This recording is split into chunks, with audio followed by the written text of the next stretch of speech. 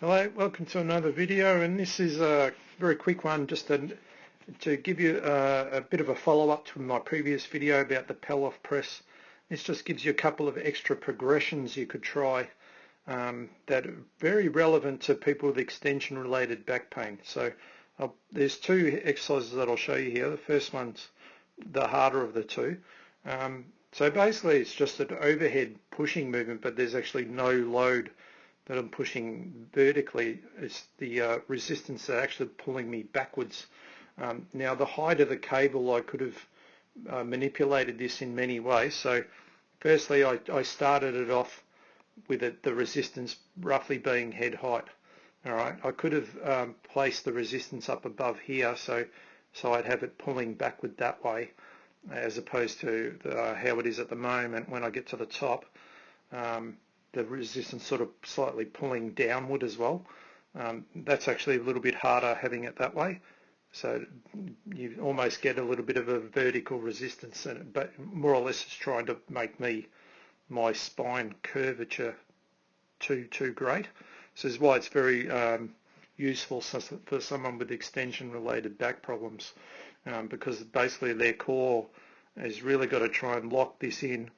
And also their glutes and part of the pelvis here, so that you can maintain this overhead movement without because where you are going to feel it is right in the lower back, because that's where it's going to overextend on itself. So it's one of those exercises that looks quite easy until you try it yourself. And you'll notice that I'm also using a little rope piece of equipment, so that basically I can get the cable around my head, so you can't really see it on this angle, but it's basically like that. So it works best with one of these cable attachments with the rope here.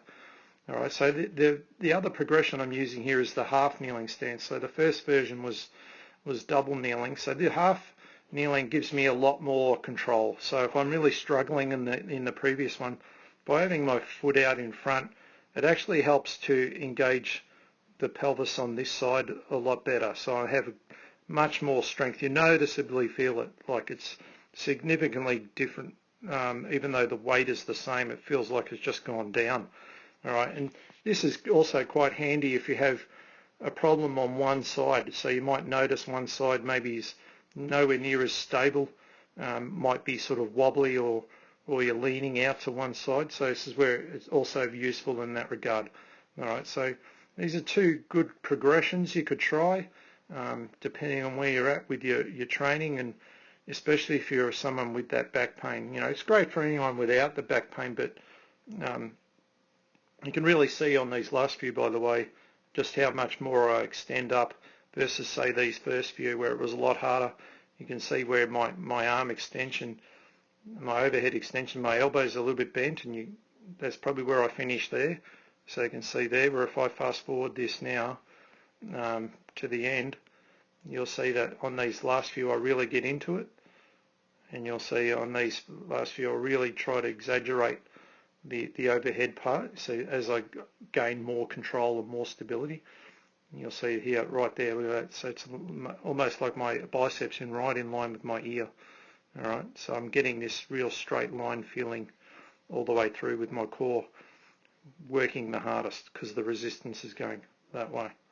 All right, so yeah, if you're someone that struggles with overhead things, or squats and things like that for that matter, this could be a handy exercise you could add into your training as a way to learn to control it. All right, hope you've enjoyed that video. We'll see you next time.